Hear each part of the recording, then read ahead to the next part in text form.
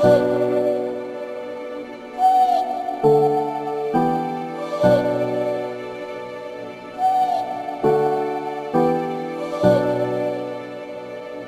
to Dive In. Bienvenidos a Diving. Witajcie na festiwalu Dive In. Welcome to the Dive In Festival.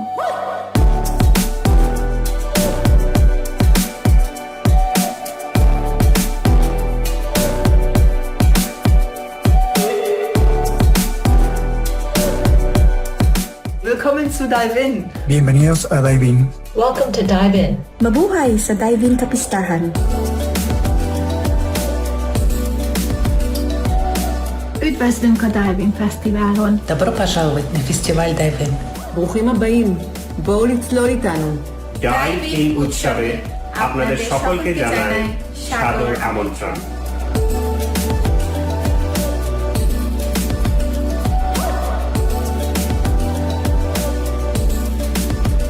Dive In'e yokoso. Benvenuti al Dive In Festival. Dive In Festivali'ne hoş geldiniz.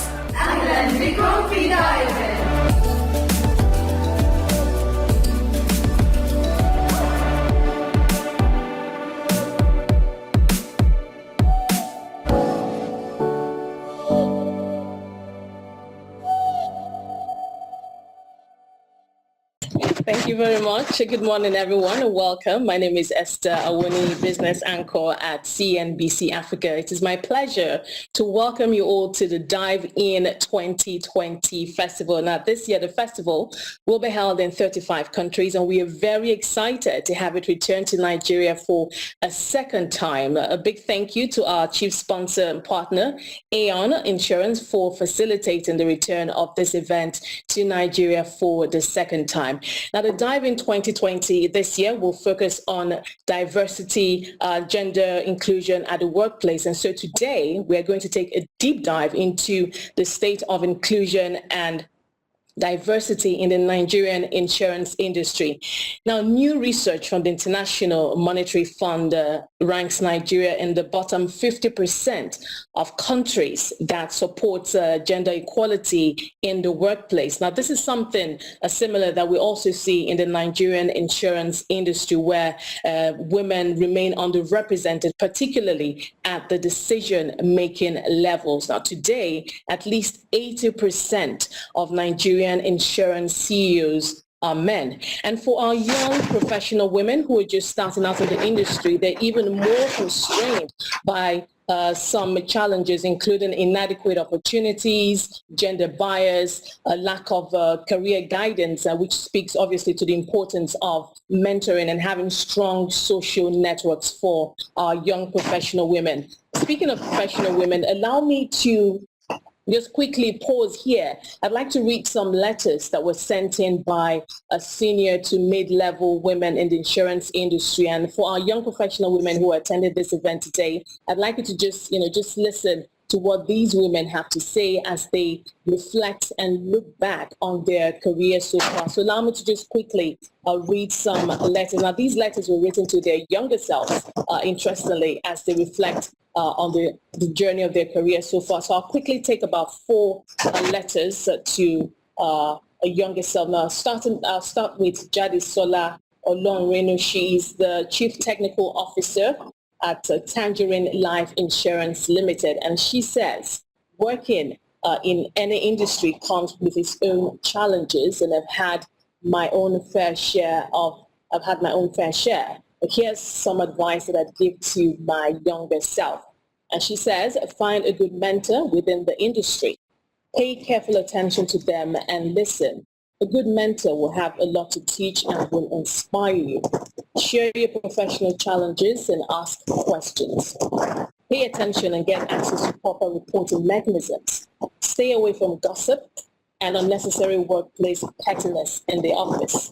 Be eager to learn, yearn for knowledge and information, but do not be a pushover. Connect with and build relationships with like-minded women who add value. There is never any need for comparisons. Focus on your goals and keep your aim. And the surest way to avoid having your aims fade into the background is to keep them front and center. Write down your professional goals and keep them somewhere you can easily reference. However, if you want to achieve anything, you need to become more disciplined. That means you need to start giving yourself strict deadlines and sticking to them. The best way to do this is to plan, and you can use the goals which were specifically designed to help you plan your life in more depth. I'll quickly also take this one from Selifat Akinwale. Selifat is an Assistant Director of Financial Reporting at Africa Reinsurance Corporation. And she says, congratulations on your recruitment as a graduate trainee at Deloitte, Nigeria. As you prepare for a journey in the accounting profession, I would like to share some key points to achieving overall success. Number one, the first degree is a starting point in your career. Number two, your choice of accounting profession is good, but you must continue to develop interest in it, and not just as a means of livelihood. It is an interest that will drive the passion for greater height and ultimately lead to success. Number three, it is important to always strike a right balance between work and life. I wish you all the very best in the future. This one is from Umashime Oguzo Dogro. She is a head general business retail South region at Leadway Assurance Company. And she says, dear younger self, I'm glad to drop you a line or two that may guide you as you progress in life. Passion has always driven you in all that you do, so keep dreaming and pursue a life outside the labels of others. Build your self-brand, invest in yourself, and enroll for insurance exams early so that you can become a chartered insurer before attaining middle management. In order for you to be highly cerebral, listen more, read more, aspire to undertake ventures beyond your core business. Stay focused, show empathy, and be morally upright always. Yours always, older self. And last but not the least, this one is from Abby Shubanjo. She's a head corporate responsibility and sustainability at ICO Insurance PLC. And she says, dear young Abby, always grab opportunities as they present themselves. If they do not present themselves, keep looking till you find them.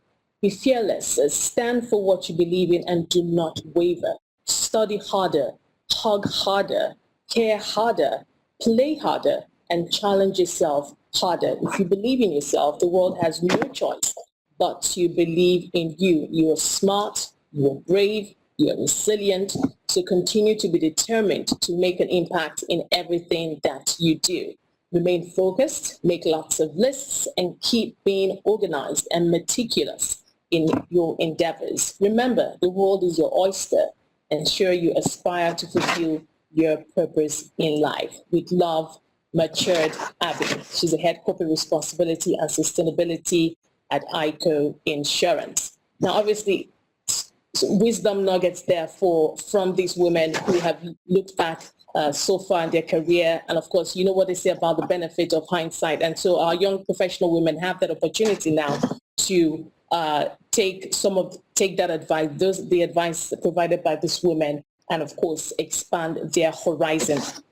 Let's move on quickly now into the panel discussion. Now, today we are focusing, let me quickly introduce the topic. Our topic for today is promoting inclusion and diversity in the Nigerian insurance industry for a quantum leap.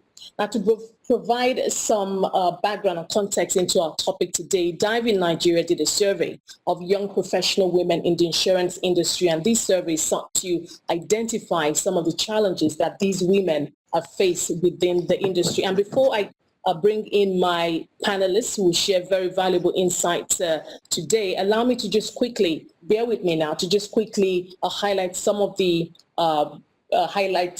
points from this survey. So just give us a background, a good context for us to start with. Now, the survey indicated that 90% indicated that they see a lot of women in their workplace. However, they are split in their responses on whether these women are in senior roles.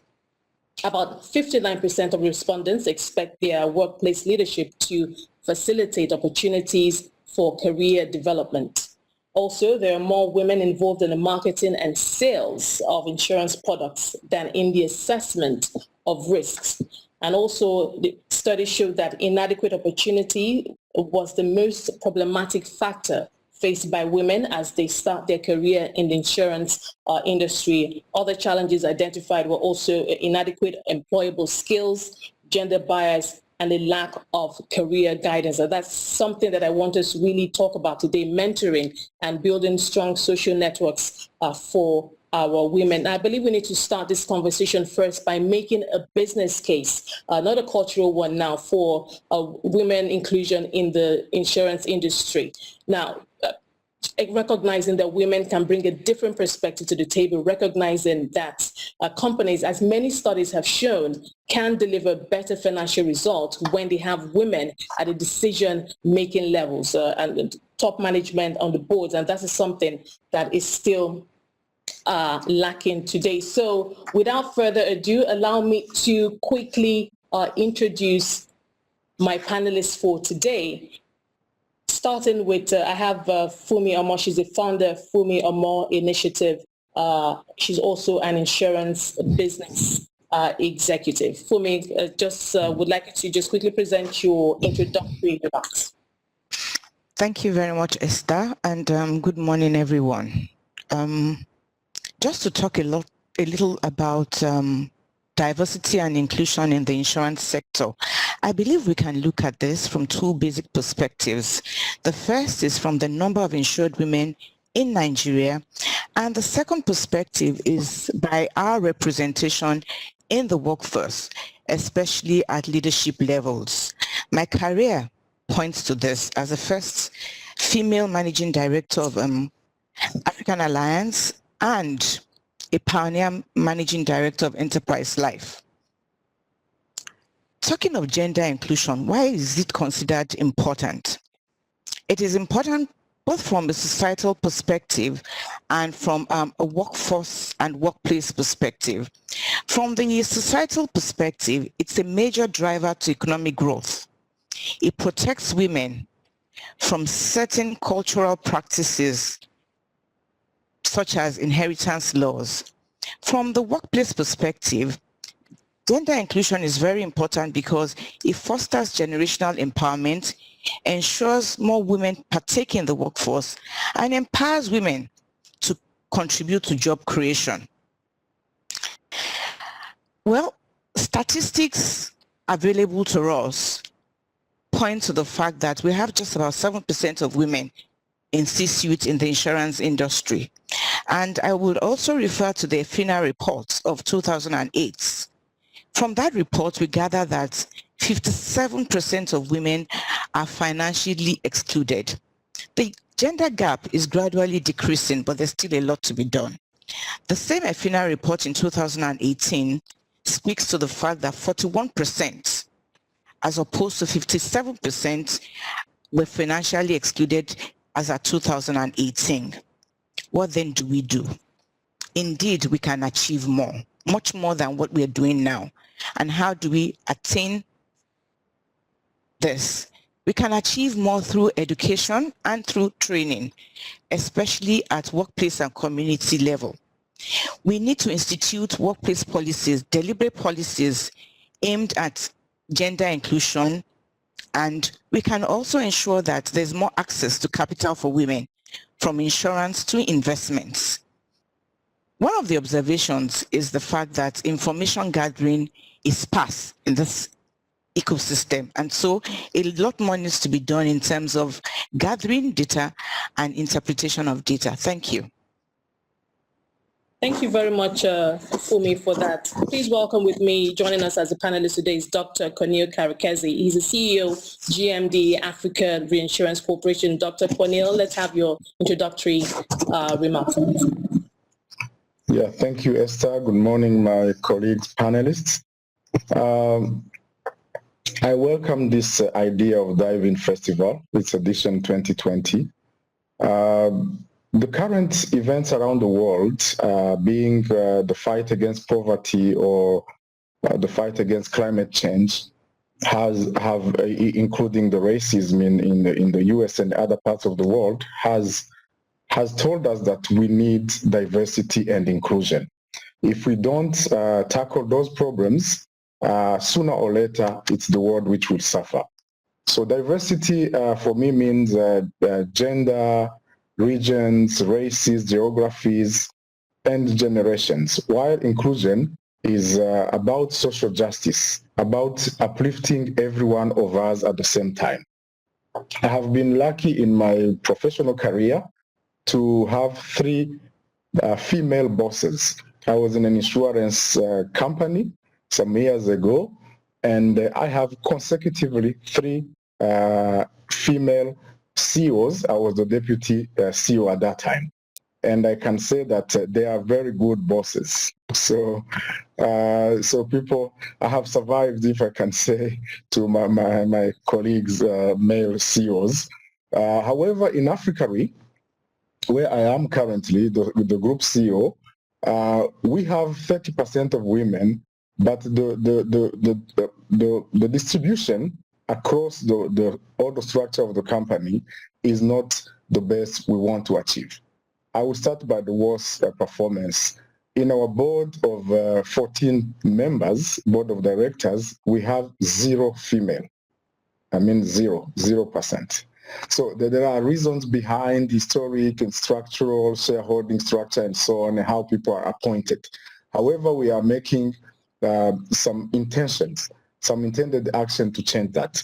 While in our the 30% are mainly in the lower positions and the senior and junior management.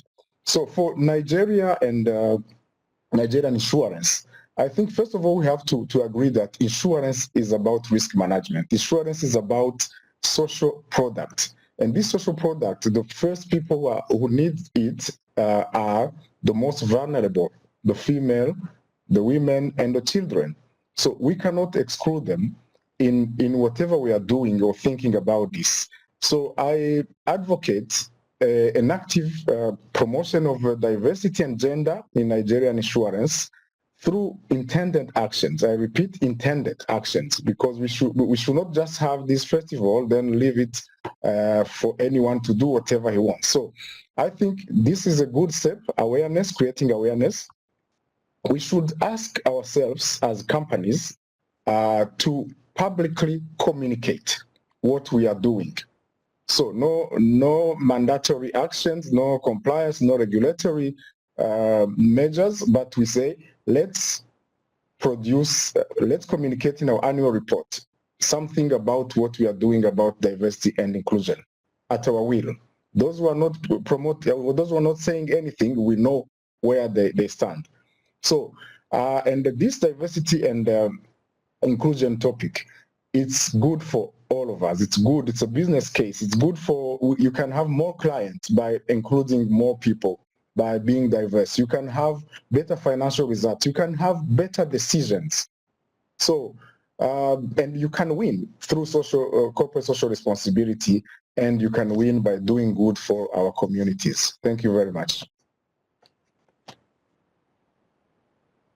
Thank you very much, Dr. Cornel. Very interesting presentation. Then, of course, I'd like us to also expand on some of those points that you made, especially what your company is doing to ensure that we have more women at the highest decision-making levels.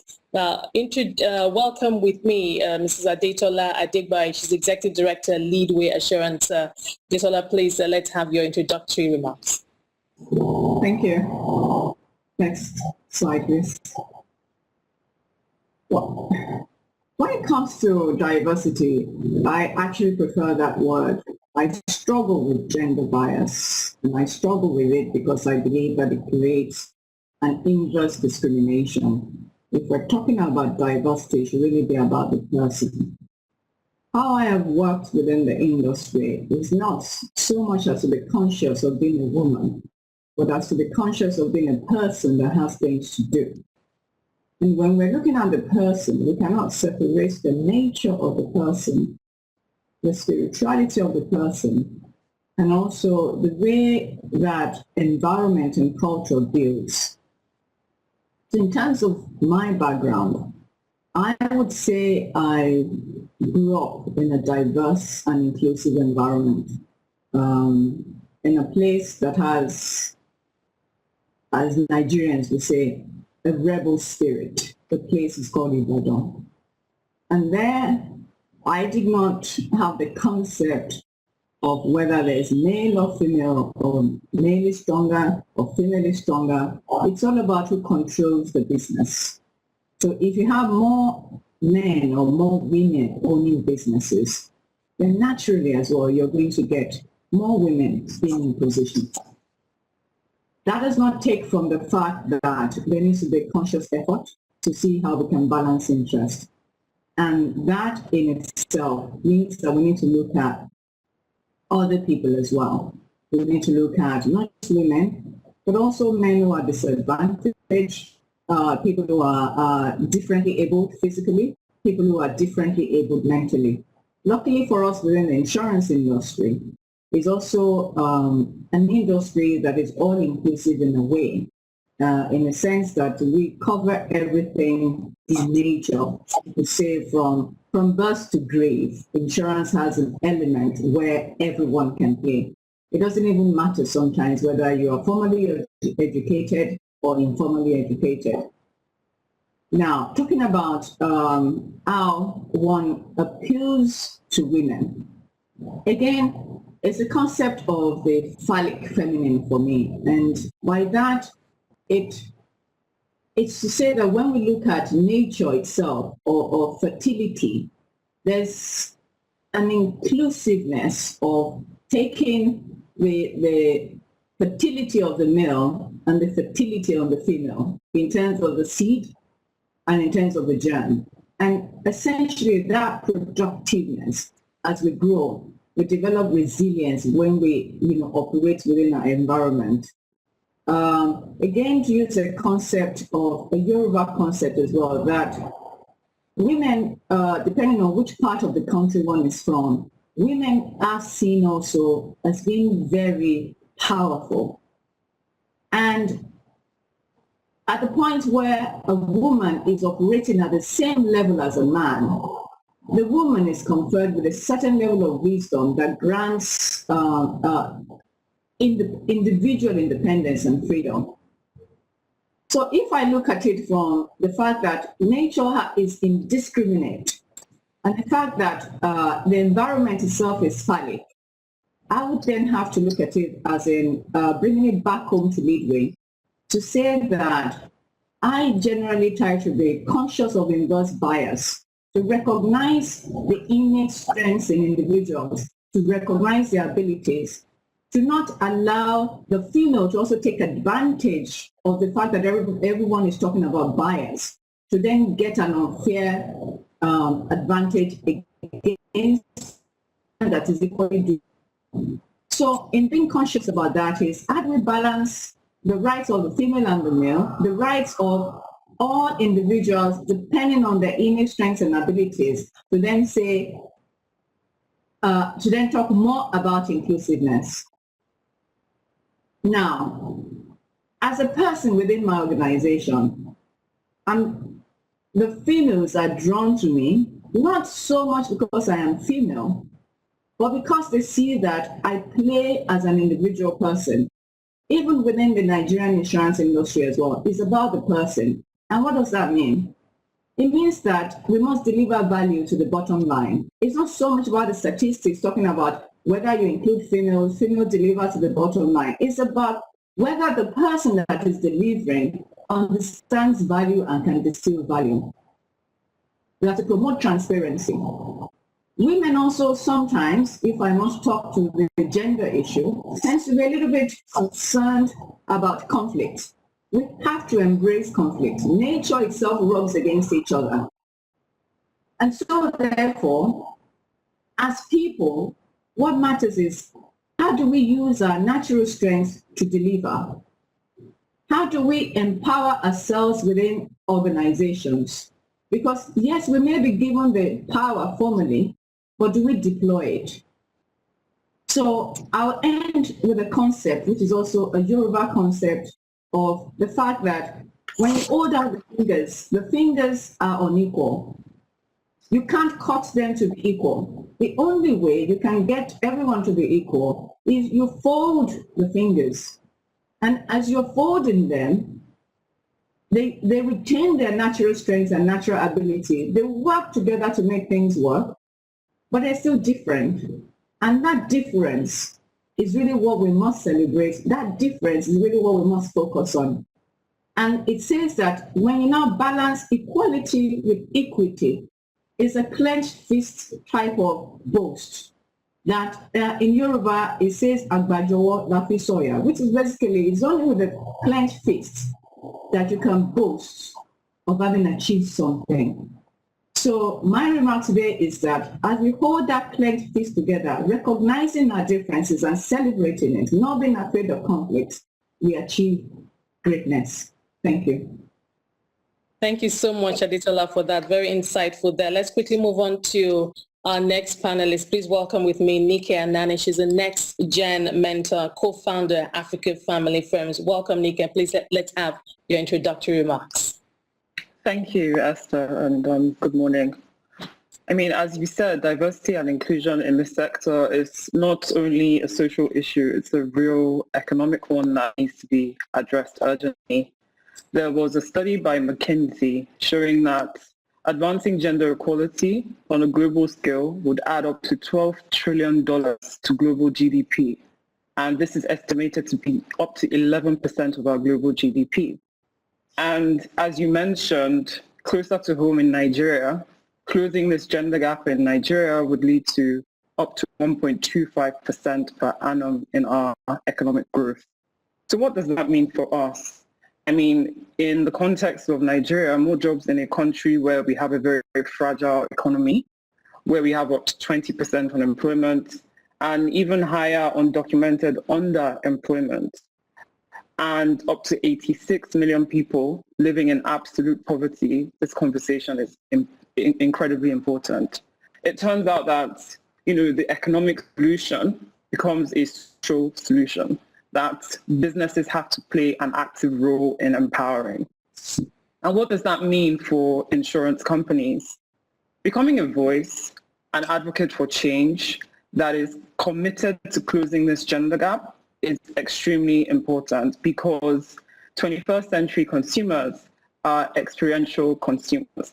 They're not just seeking a product that meets their technical specifications needs, but they're really seeking to understand the causes that these brands support prior to making purchasing decisions. And it turns out that 85% of household purchasing decisions are made by women.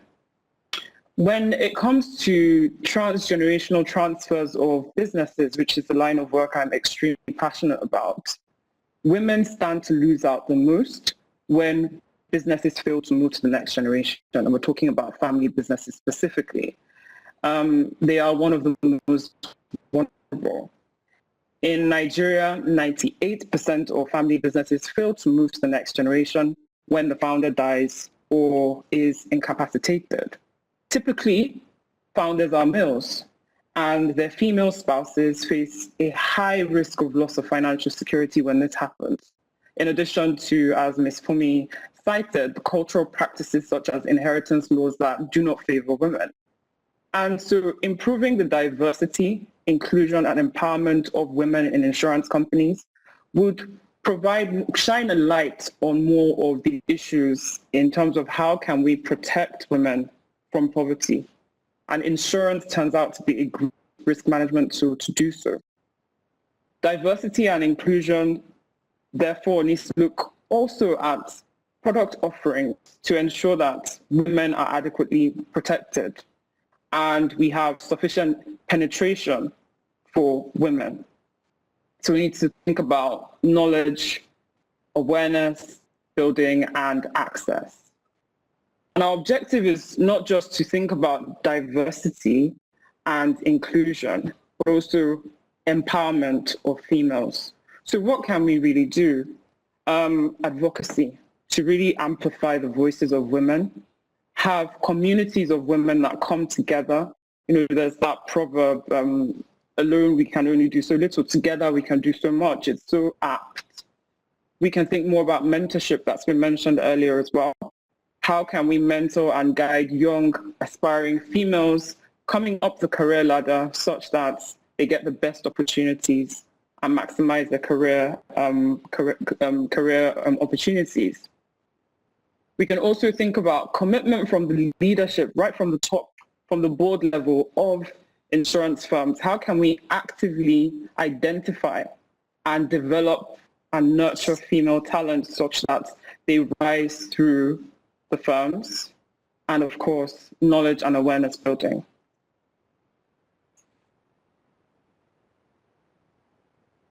Thank you very much, Nike, for that. We appreciate it. Let's quickly move on to our next panelist, and that's Ibitunde Balogun. He's Executive Director, Tangerine Life Insurance. Welcome, Ibitunde, and let's have your introductory remarks, please. Thank you very much, Esther, and thank you, the rest of the panelists. So I think I will draw from everything that everybody has said. Dr. Cornell spoke about the need to be accountable and transparent in our reporting.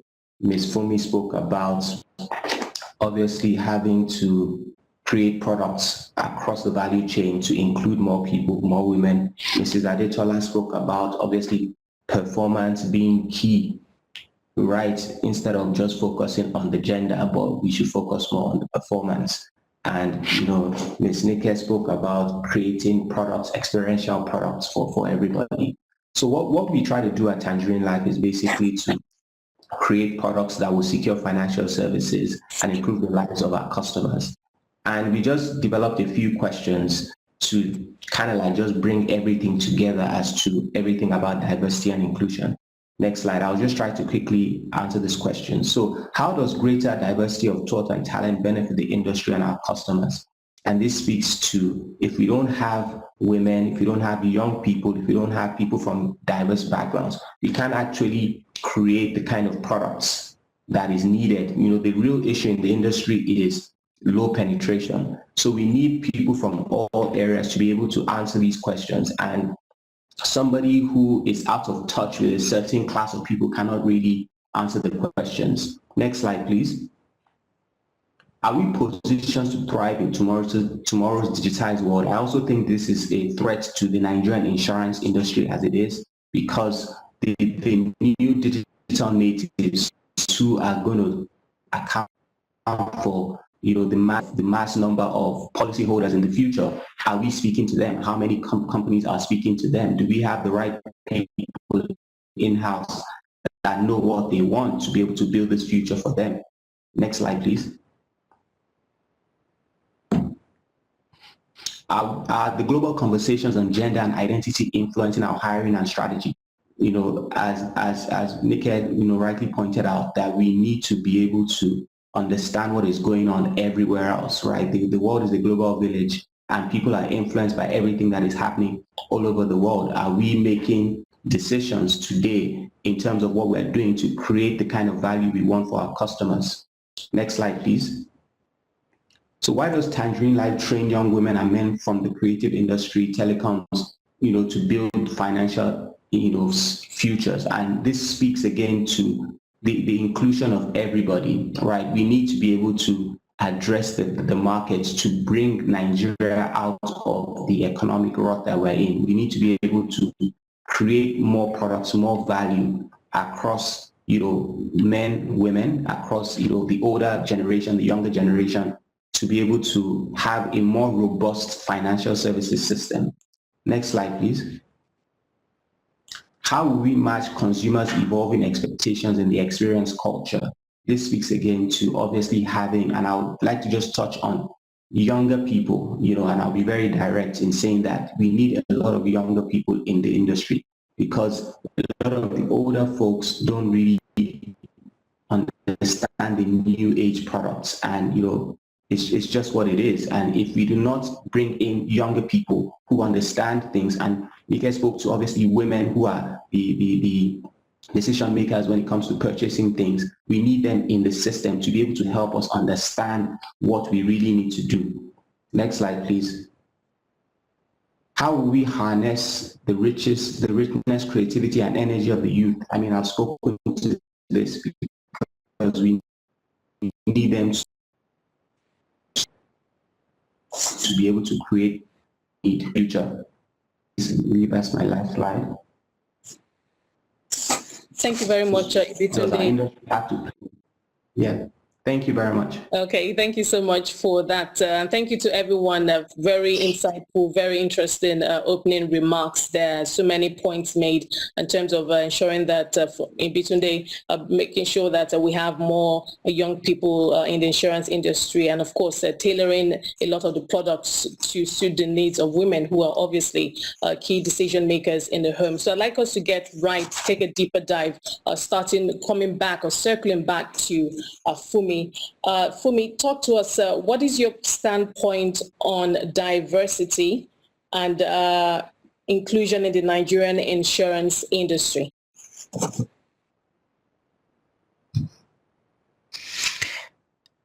Thank you, Esther, for that question. Thank you very much, Esther, for the question. My standpoint really is that women as a backbone of the economy need to be given attention. From the insurance industry standpoint, we need to be more deliberate in our approach, and we need to have a more structured approach. And speaking to a deliberate approach and a more structured approach, there should be a lot of empowerment, training, and opportunities created for women to thrive. Just to give an example, over my career journey, I realized that it's a lot easier for men to manage their career because it's a linear journey, a straight line. For the woman, it's not so. Decisions have to be taken at certain times. She gets married, she starts to have kids, she takes a break, and at such times, getting back into the career that you once were in the ladder for leaves you with challenges of having to catch up. So women, particularly the younger ones, need a lot of support, mentorship, and coaching at that point so that they can tide through and begin to attain leadership roles. That's my perspective. Thank you, Esther. Thank you, Fumi. Editola, let me come to you now. How has your position in the senior role for diversity and inclusion in your organization?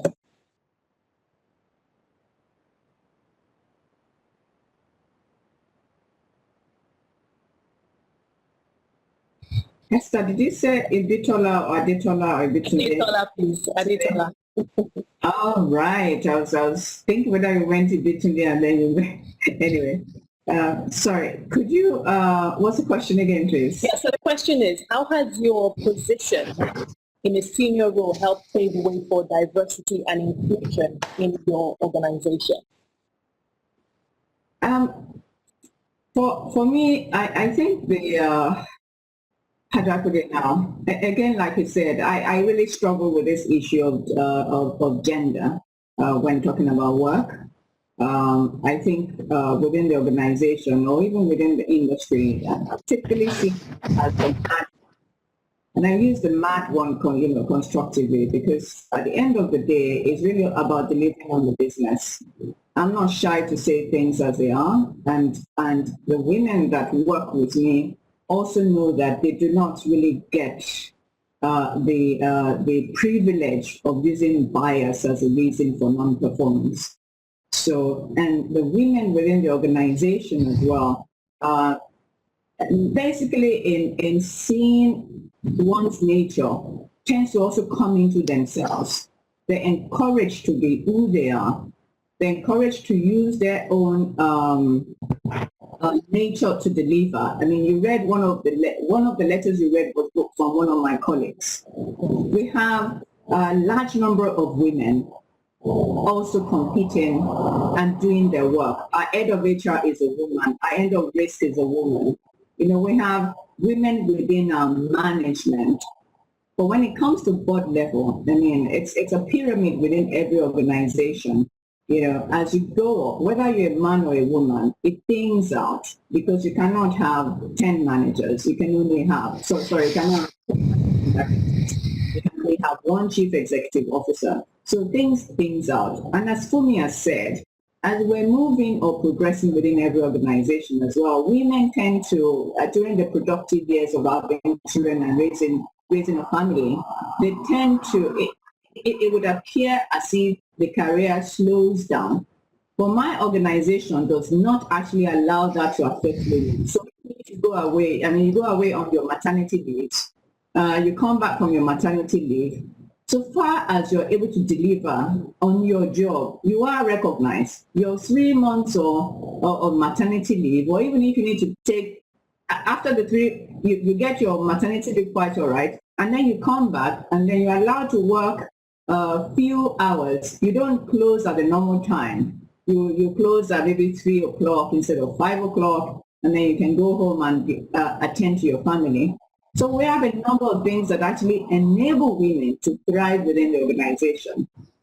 And again, as I mentioned, enabling women to thrive does not mean allowing women to take advantage of the bias as the reason why they're not progressing. If a woman does not progress within our organization, it's more of a personal thing. It's not an organizational thing. And then taking it into the industry as well. We have many powerful women within the industry. They run companies, they own their businesses, they own their brokerages. We as women look to those women as well. And those women are just as aggressive as the men when it comes to even chasing business or looking for business. So from my perspective, I actually think that statistics tends to also have its bias. And when we look at statistical bias, we need to try and see how it mirrors with the reality of what is on the ground. The insurance industry in Nigeria today has a number of women more on the brokerage side of the business than maybe the insurance company side, the underwriting side. And so therefore, I tend to struggle with these statistics when they come out. And I think that women are thriving. My organization allows women to thrive. Otherwise, I won't be where I am. And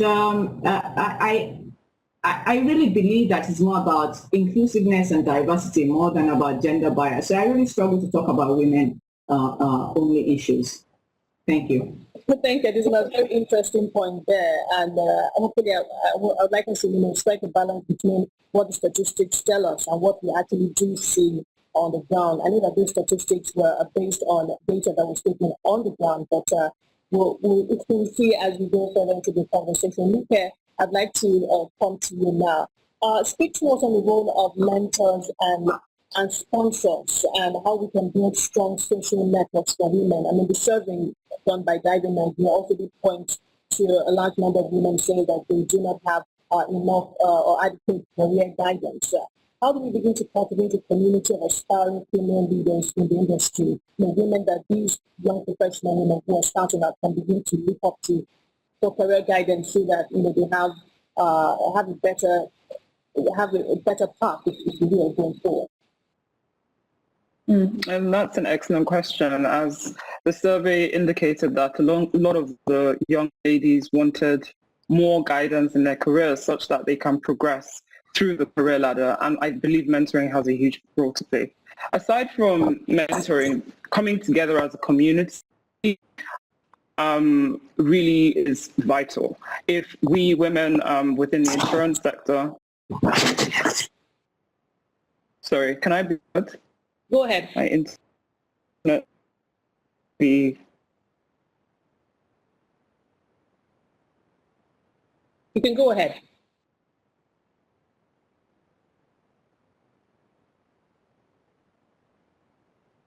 The life of online panel discussions. Go ahead. We're all getting used to the technology and this new normal. Go ahead, Nike. Yes, I was saying the importance of coming together as a community, as females or whatever marginalized group, as my fellow panelist Adetola was citing about diversity, is not just about gender. It's also about age, as Ibitunde also mentioned, which is something I'm very passionate about. Allowing the young also to have a voice. The coming together of communities to form a stronger voice and advocacy is really important, such that women can firstly learn from one another, or young people, the issues that they face and how they've navigated that, and also find buddies, champions, and mentors to guide them. Mentorship is incredibly important. I always say that having a mentor either shortens the distance or the time it takes you to travel from where you are now to your intended destination, because a lot of the issues that you may face, you may stumble across, they can circumvent you away from that.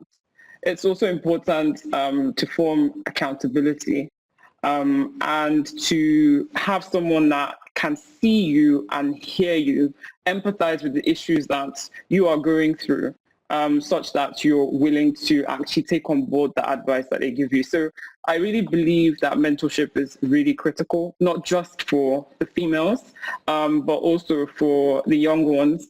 And in Nigeria, we must also have a conversation about inclusion of tribes.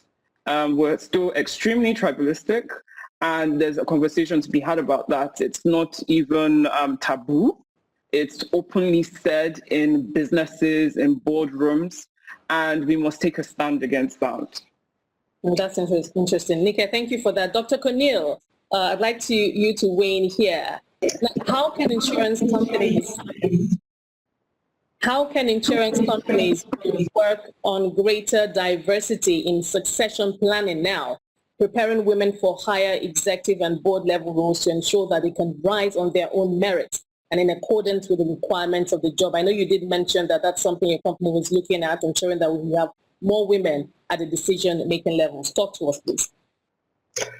Yeah, thank you, Esther. I think once a company or its leadership has agreed that promoting diversity and inclusion among its own structure is an imperative. That is fundamental. If you don't have it, you don't have it. You can't do anything. You let the nature or the cultural thinking continue as it is. So we have started to discuss that, as I mentioned. So we looked at how elections of directors are made. Okay. So for example, if you have to be in the board of directors of Africa, you are elected by a constituency of countries, a constituency of companies who are shareholders. So because we let the constituency choose who they want over the 40 years or 44 years of Africa, so that process was producing only male, with very few exceptions. So we said, now, okay, fine, this is what we have. Now, how can we change it? So now we are devising a strategy or a mechanism which will say, okay, any constituency will propose us 3 people, because there are so many people who are competent around Africa. So it's not only one man or whatever. So they give us 3, but we tell them that they should have a woman inside. So then the nomination and governance committee, which will have some targets in terms of competency mix, but also diversity mix and inclusion. So the nomination and governance committee will select. So you have to see the process, which is limiting women to be where we want them to be in an equal proportion. So it's the process, by the way. It's the process. I think there is no really big intention behind, because women are our mothers, women are our sisters, and we love them. So it's really the process. We have to focus on the process, which is bringing those people. For example, training in professional careers. So you will find that probably, I don't know the situation in Nigeria, but elsewhere you'll find that women are not well represented in some professional careers like engineering, architecture, or even insurance. So what can we do? What can we do as companies? We have to do kind of roadshow. We have to do kind of communication around that topic and have an intention to achieve that. I think once we have the intention to achieve that, we can. There is nothing. It will be a matter of time only, but the journey must start. So that's what we are doing in Africa. At management level, because I'm the chief recruiting officer, if I may say, as the CEO, so I have the latitude to enforce by the way, Africa has 26 nationalities. So there is a time when we are recruiting, I will say, no, we have too many, let's say, Jamaican, to avoid the nationality. We have too many Jamaican in Africa, and we are an African company. So we are an African company, we want to be seen in those eyes. So I will force that this time we are not picking a Jamaican, even if he's number one. We will take someone else, because diversity is very important. If we are not diverse as Africa, as a multilateral organization, we are dead. We are dead. We are not representing people who gave us a mandate, and our mandate is integration of Africa. So I like what Nike mentioned about tribes and regions. It is something we have also to think about it. So I am not an expert about the percentages of distribution of regions, but I see that Northerners are not well represented in the insurance industry in Nigeria. So I don't have the statistics, but it's my feeling. So those are things we have to reflect on. There is, as I like what also Adetora mentioned, we have to accept conflict. We have to reflect. We have to reflect. As long as what we envision is the best we want. So COVID has showed us many things. There are things we have never thought about it, but once we start doing it, we find that there are a lot of benefits inside. So the same way diversity and inclusion, I think it can only do very good things for our countries, for our industry. Thank you very much. Thank you very much, Dr. O'Neill. Obitunde, let me circle back to you. I'd like to talk about the young people, young professionals and their representation or a lack of it in the industry. What would you say is the cause of their non-representation in the industry? Okay, so I would say it's a couple of things. I think there is the lack of interest in the insurance industry as a whole because of how the industry is portrayed. So when you first come back to, out of school, you are not thinking, oh, I want to go into the insurance industry because there are other industries that seem more appealing and, in all honesty, are more rewarding when it comes to finances. So you see that the insurance industry in the financial services space is one of the lowest paying, across board. So you don't have many people coming in. That's on one hand. On the second hand, there's also the issue of, the decision makers in a lot of these organizations, right? They think that, it's the same thing with the gender thing where, I'm just used to having a man, and, it's just comfortable. I know that I've worked in my management team with men. So they're just comfortable with people they've worked with for 20, 30 years.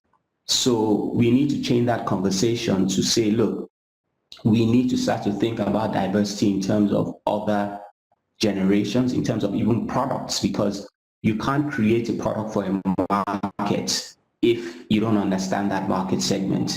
And who better to understand that market segment than people who are within that market segment. So if we take millennials, for instance, at Tangerine Life, a lot of our digital products focus at millennials and we don't really products and what makes them tick and why they enjoy these products. We will not be able to develop these products for them. So I think it's twofold. It's really, the will of the senior management in the insurance companies to get in young people into this, and also the of the industry as a whole. So in Tangerine Lands, we have been out. We're not financial services. We're not saying, oh, we're an insurance company, because my board members always tell me, oh, we can't pay this because we're an insurance company. And I tell them, well, if you want the best people, if you want to transform this industry, if you want to be a leader, you need to be able to employ people that want to work for private equity companies or investment banks. So that's what I think is the issue.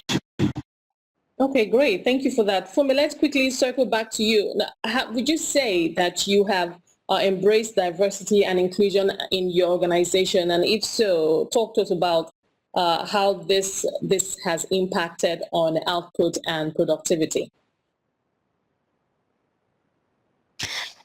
Thank you very much, Esther. I think I want to approach my response from two angles. Diversity is very, it's something that we need to talk about because it exists, and diversity is very good. It brings about imbalance. Diversity ensures that we get the best from any situation. Inclusion is something that we also need to recognize, particularly at leadership level. And for the women, gender inclusion is something we cannot wish away. It's the reality that we have on ground. Basically because you find out that as you grow and the women become productive, they start to face challenges that impact on their career. At such points, you actually need those who can hold your hand, guide you through that season, because life is a journey. And in the course of that journey, you would always face different sets of challenges. The only way by which you come out and you come out successful is when you have a good support system, network, those who are able to guide you through the challenging years. Coming back to and linking it to the question that you've asked, what we have tried to do in our organization is to create a good support base that accommodates women and these challenges. So we recognize the fact that the challenges exist and we are willing to support through those challenges. In addition to that, we have coaching and mentoring, which helps the emotional bit of it, because in talking about the challenges that younger females go through, you also need to understand the emotional bit of it. And so as an organization, we're not there yet.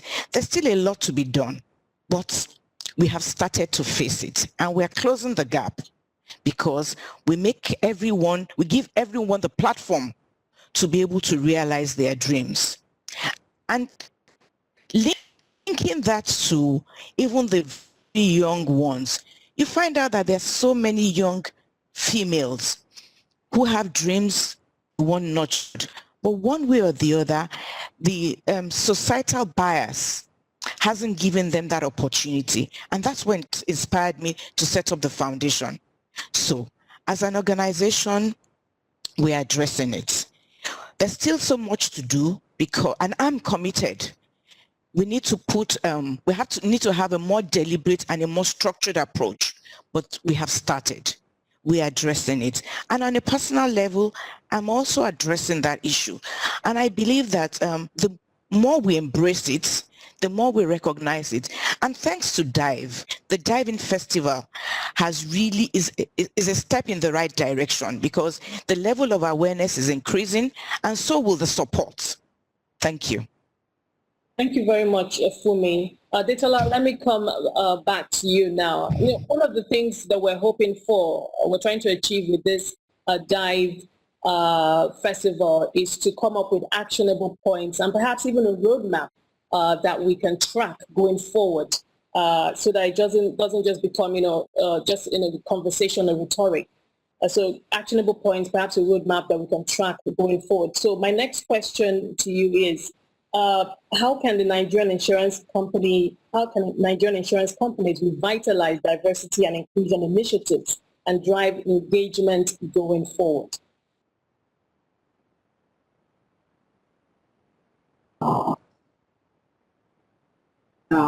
One way that I see is essentially celebrating or rather recognizing the individual person and finding a way to track and encourage people to behave in a way that is complementary to the work that they do. So regardless of who you are, regardless of your sex, regardless of your tribe, regardless of your physical or mental capacity, it is to say that which area of the industry can you play in and how do we take advantage? How do we use you in that area and begin to track that? So I could be an autistic adult, for example. So I'm doing the same thing. I'm given to routine. There are parts of the insurance industry also where routine is important, particularly in terms of, data science or data management. Can you make use of person, within that area? Can you, can we track how they're working? Can we begin to advertise for roles based on innate qualities, not just about the certification that the person has? Because you can improve your professional certification, but sometimes what you bring onto the job is really yourself. When you're able to complement your certificate with yourself, the organization. So how do we advertise? How do we bring in people of different mentalities, different natural abilities, different certifications? And I believe we can track all this if we also advertise or put ourselves in the public in that way. So, and if it's about tracking, those are actionable and trackable things. Again, like I said, I would not track based on what I consider to be inverse discrimination. And inverse discrimination is basically talking to male, female, good or bad or whatever. I'd rather track based on natural abilities, and I think that is achievable as well. Well, thank you, Detola. Before I go to Nika, just a quick note to our participants at this conference. Thank you so much for joining us and, of course, being with us so far. I'd like to just quickly ask you to please leave your questions in the comment section. We're going to have a 15-minute Q&A towards the end of today's conversation. So please, if you have questions, just drop them, go over to the comment section, drop those comments there, or questions rather, and when we get to our Q&A session, our panelists will be very happy to answer your question. And if it's possible, leave your name and also perhaps the panelists whom you want the question to answer your question. Thank you. Let me move on to Nika now. Nika, how will gender diversity help achieve economic growth and social balance in our society? Yes, thank you. That's a really great question. I mean, like we mentioned, the IMF study cited that improving gender diversity in Nigeria would lead to greater economic growth. Her economy would grow by 1.25% additional growth. But beyond that, improving gender diversity actually has been found to have a greater impact on the bottom line. So there was a further study by McKinsey which looked at African businesses, and those businesses with higher number of female representatives on the board had on average 20% higher profits compared to the industry standard. So it definitely has an economic and, an impact on the economics of our businesses as well as the macroeconomics perspective. But when we think about the social impact, when we empower a woman, there are lots of quotes that will say, empower a woman, you empower a nation. Empower a woman, you empower a generation, because women are at the helm. They typically hold the household together. And not only that, they typically hold families together. And a lot of our families in the Nigerian context, our families can be quite complex. They can be large, and women tend to be the glue navigating these very complex units skillfully with empathy, holding the family together. And so when we empower women, we're actually empowering families, we're empowering nations, and we're empowering generations. Thanks for that, Nika. Dr. Cornel, let me come to you now. Now, you have once said that people are more likely to see the value and benefits of insurance when presented as a social product and by women. Because the report from Diving showed that there are more women involved in the marketing and sales of insurance products as insurance brokers than in the assessment of risks itself. What, in your opinion, could be the reason for this? What can you tell us? Can you repeat the question? The last part of it? My question is, you once said that people are more likely to see the value and benefits of insurance when presented as a social product and by women in the lead. But the results from the Dive-In survey showed that there are more women involved in the marketing and sales of insurance products than in the assessment of risks. So, just speaking to the fact that we don't have enough women in the decision-making level. So how do we strike a balance? You've said that people are more likely to see the value and benefits of insurance when presented as a social product by women. At the same time, we also want women well represented at the higher level. So how do we strike a balance? Yeah, thank you, Esther. I think that imbalance is again one sign of the lack of diversity or uniformity or exclusion. Because the marketing and selling, I think it's more about insurance agents, if I understand. So you will find those are the lowest, low-paid jobs of the insurance industry. And a product, it's not only at the point of sale, it's at the point of design. So those who are designing the product are senior executives. Okay, so and the product must have a kind of to design the target, design the way it is sold, and so on and so on, the communication. So I think that the reason why you have more people are at the selling activities of insurance, those are very, first of all, they are not permanent. Most of the time, they are very temporary, and they are lowly paid. So I think insurance is a knowledge-based industry.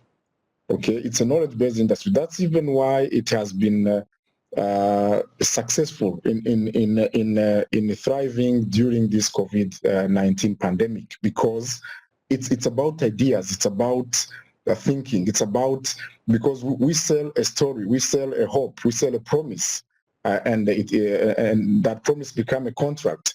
So I can't understand why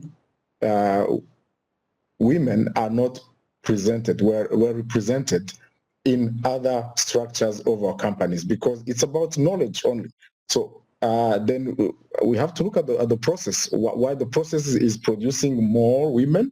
Is it because of the interests? I think one of the panelists has mentioned the interest in the industry. Probably that we have to address those issues. So I think that product can even be better. For example, there is a company in South Africa which has designed a product for women only in motor insurance. Why? Because they identify that women are better drivers. Okay, women are better drivers, and women are less fraudulent according to their studies. So they designed a product which is tailor-made to women who are driving their own cars. And the benefit is that they will get a lower premium rate, so they pay less than others. So those kind of creativity, including other things. Then I like what Nike mentioned as well about the women being the heart of the family, because risk management, it's about long-term, it's about care. For example, if in a family you say we have to buy an education insurance for our children, let's say the husband and the wife, so you will find that probably, I think the mother will be the one advocating more to put aside something for the children, because we have discussed issues of for example, when a woman becomes widow, we know that it is a catastrophe even in the humanity. So this has been also, there are a lot of studies which have been worked around vulnerability after a death of one of them.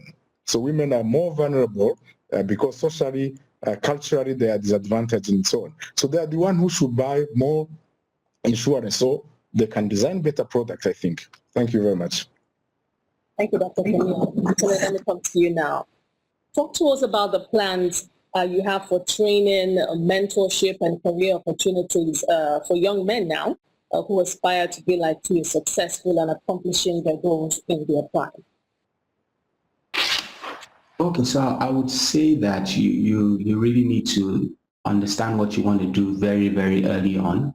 You know, you have to be very aggressive, right? Nobody is going to hand anything down to you, right? So we talk about a lot of opportunities, creating a lot of opportunities, but inherently human beings don't hand things down. It really has to be taken. So you have to be aggressive in your approach of what you want to try to achieve, and then you have to equip yourself with the right skills.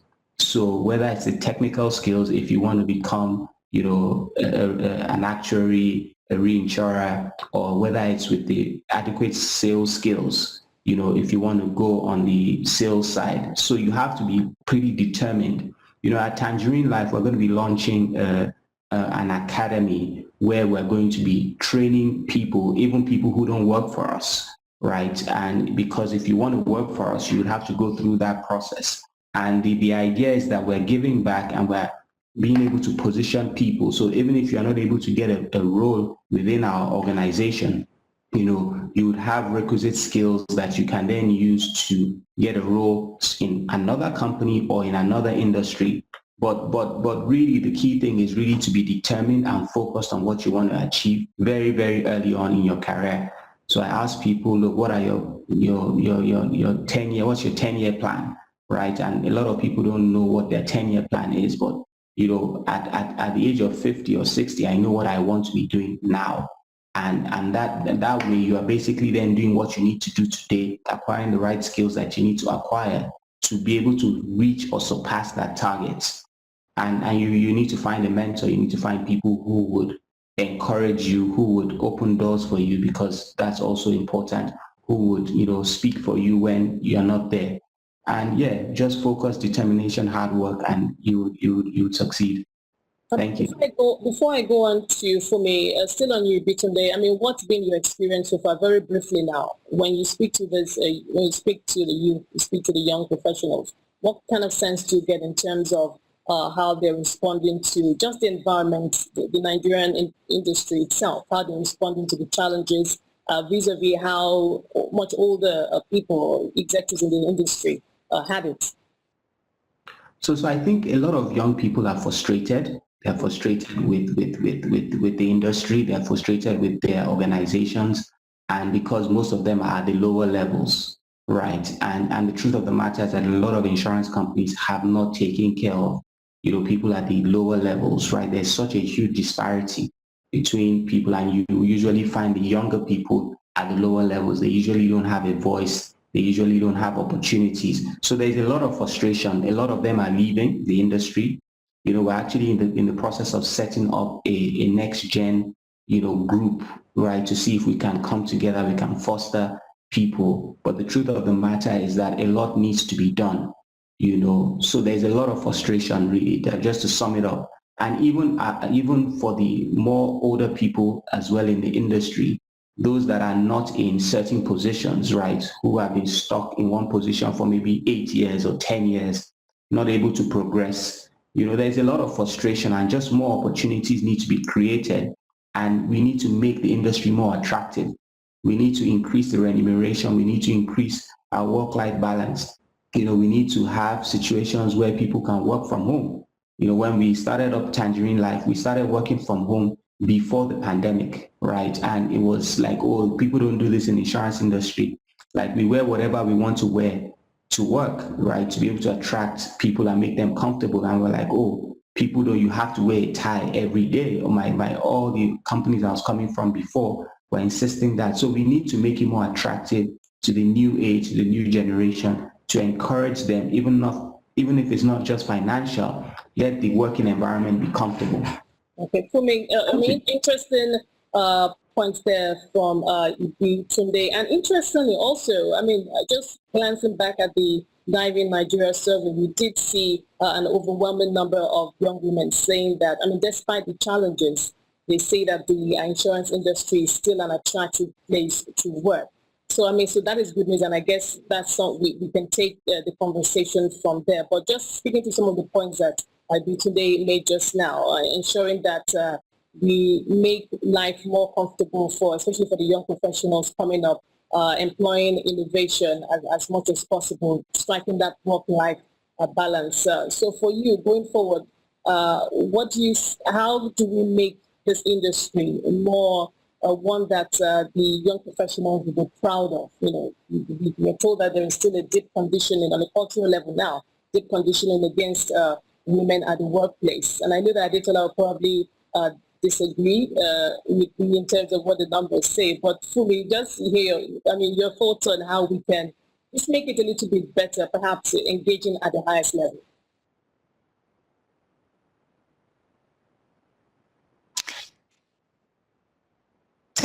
Thank you, Esther. I think the first thing is to make the industry a lot more attractive.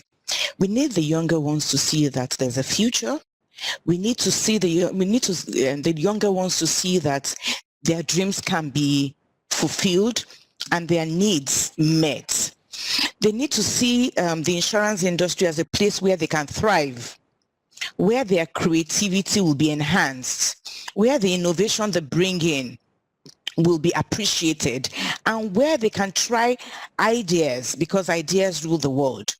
To create this atmosphere, we as leaders need to provide that support base. And I want to really align with what Ibitunde has said, that most of the young ones are not encouraged because they don't see a place for themselves, they don't see a future, whether male or female. It's a lot worse with the females because there are other challenges that are peculiar to the females, just as the male also have their own challenges. But speaking to how we can make it a better place, I think we need to be a bit more open. We need to be a bit more structured. We need to be more welcoming. And we need the younger ones to see that there's a future where they will be allowed, given that leeway, the room to thrive. So creating that platform, not being rigid, being flexible, taking advantage of the newness, the freshness in them, and giving them the room, because they actually need that room. They don't want you micromanaging them. They don't want you breathing down their neck. They want to be given the platform to explore, to make their own mistakes and to learn from their mistakes. And this is what we as leaders need to be able to embrace, such that the generation that is coming find space, see a future, and they are willing to be a part of that future, that great future. Thank you. Thank you very much, Fumi. Adetola, I'd like you to also to weigh in on this point. Do you think that, and I know we're having a conversation, of course, it's always good for us to put our money where our mouth is. Do you think that as an industry, we're already having those honest, down-to-earth conversations on what the issues really are? And also, do you see a willingness to address those issues? We recently talked about remuneration. We talked about work-life balance and flexibility, things like that. And of course, we know that the best place to address it is at the highest level. What are your thoughts on that?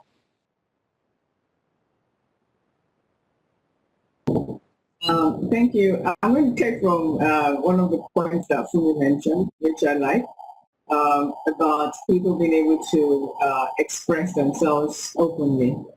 And if you allow me also, I'm going to tie it to one of the questions that I'm reading from an audience. In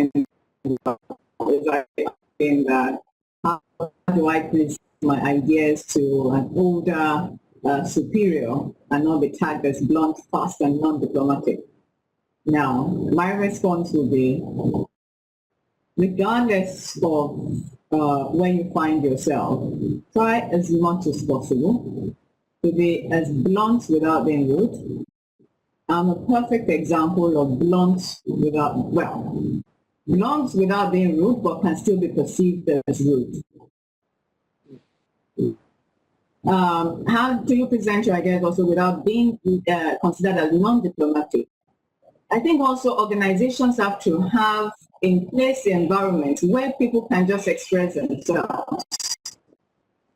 and where conflict is seen as productive and creative, not as destructive and disenabling. Now, I would also say to those who are a bit weary, to the younger ones who seemingly appear not to have a voice, you have a voice. If you today mention something, I mean, you as a young person, you should always imagine yourself as being very mobile. And because of your mobility, you have the capacity and the ability to actually say things as they are, to express your opinion, and to not care so much what the older fuddy-duddy manager is, talking about. Eventually, your and your ideas will gain ground. But what I find with us and within our environment is that we also have, it's not just about gender bias, it's about cultural limitations. People do not think that they should voice out what they believe is right because they want to be right or because seen as nice by their colleagues. Sometimes things don't work that way. You just need to own your truth, state your truth, put your ideas in, and the organization benefits from it. Now, again, I'm a perfect example of that within my organization, and I give my organization that credit. I joined a young lawyer, and I was in terms of having an opinion. And I was working with much older people. But I was allowed the space not to be afraid to express my opinion. Or should I say even not really caring, so much about whether I was going to be seen as being blunt or being difficult or being what have you.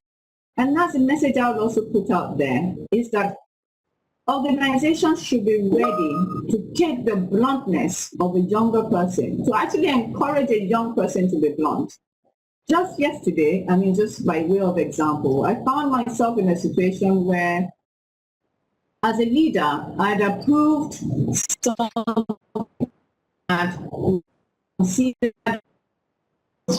my colleagues. Now, the CEO of the particular organization, now this is not even a woman, this is a man. He could not tell me I actually approved based on XYZ reason. The person just kept quiet. That's a cultural limitation. It's not a gender limitation. It's just cultural. So we need to address our culture as well. We need to address tribal limitations and what have you. So I think it's just leaving that open space for conflict, and I'll leave it at that. Thank you. Thank you, Editola. Our time is fast spent. I think we have about 5 minutes left. I'm not sure I see any questions at this time. So I'll just quickly go to Nika. So Nika, please, from here on, I'd like us to just keep our responses very short. I'm going to manage as best as possible our remaining 5 minutes. Now, Nika, being a leading figure in the generational transition of family businesses in Africa and particularly in Nigeria, what impact has diversity and inclusion had on family businesses and key decisions for legacy building? Very brief, please. Okay. As I'd mentioned in my previous answer, there was a study by McKinsey that showed that where we have higher female involvement at the topmost level of the firm in Africa, we have up to 20% higher profit. So when we think about this very complex business world we're in, volatile, uncertain, complex, and ambiguous, it's given rise to a new type of leader, a leader that possesses empathy, humility, influence, and resilience. And these qualities come very naturally to women. So from the perspective of the business, improving diversity has a bottom line impact. And from the perspective of the family, I explained also that we women tend to be the helm and the glue of family. And in an African, in the Nigerian context, family is so important, family is so complex, and our roles are really important. But we have to shine a light on the conversation on, for the longest time, women have been overlooked as successors in family businesses, as either leaders of the business, as this would tend to go to the eldest male, or even owners of the business. And so we need to shine a light on these issues so that we have conversations in our homes, in our families? Does it make sense to exclude half of our potential talent pool where we face a war for talent, right? As Ibitunde was mentioning, it's difficult to attract talent and retain talent, both from in the business and also from the family. And what are the concerns we may have within our homes about our daughters owning shares in the business? Can we address these concerns through legal structuring and governance? And we also need to have the similar conversations in our boardrooms. Like I said in the past, how can we best identify and develop female talent in the business? Not just attract them, but also retain them. Okay, thank you very much, Anika. We have just 2 minutes left or so. Let me just quickly see if I can just squeeze in one question here. Now, this is from Marcel Okori, and he says, what are the key players in the industry doing to make the profession attractive among undergraduates and graduates of the profession? We have a good tool that could harness and groom for the future. Dr. Kanu, perhaps you could answer that question for us in 15 seconds if you can. So I would say we don't do much. We don't do much. We have left it to the natural way of things. So that's why we are having this festival, to see what we can do to make our industry much better. As I said, diversity. The difference of diversity is uniformity. The difference of inclusion is exclusion. So no one would like to live in a world which has those two words, exclusion and uniformity, in the future. We know that it can't work. Thank you very much. Thank you very much, Dr. Kune. Let me just quickly, I'm looking at my time now, 11 to, so 2 minutes. So let's just quickly. So this is from Fumilayo Uyibola. She says, is gender diversity gaining attention in the boardroom and amongst business leaders? Ibitunde, would you like to answer that? So I can only speak for my own board, and okay. Yes, it is. But the truth of the matter is that it's not widely across all the boards, across all the insurance companies. So we actively seek to have more women on our board, right? But I know some companies that it doesn't really matter to them. So I think it varies from board to board. But like Dr. Cornell said, we just have to be accountable and be transparent in reporting these things so that it's all out there and we are forced to make decisions about this. Thank you. Okay, thank you very much. I'm afraid we're going to have to leave it here. As with these things, time is never our friend. But I believe we've had a very robust conversation today, and I must thank all our panelists today. Fumi Omo, founder, Fumi Omo Initiative and Insurance Business Executive. We've also had today with us Aditola Adigba, Executive Director of General Insurance Business Division at Leadway Assurance Company, UK and speaker of the Next Gen Mentor and co-founder African Family Funds, and of course, Dr. Camille Karipezi, Managing Director, Senior African Insurance Corporation, and Ibitunde Balogun, Executive Director, Tangerine Life Insurance. Thank you all for being a part of today's Dive in 2020 Nigeria event. Thank you to all our speakers and of course our participants. Now, due to the virtual structure of this year's festival, of course, we want to keep the conversation going. Use the hashtag Dive in 2020 and of course hashtag Global Inclusion. Our time is up. I think it's already 11:29. Thank you so much. It's been a pleasure moderating today's event. My name is Esther Awoni. I'll leave it here. Thank you all for being here today. Bye for now.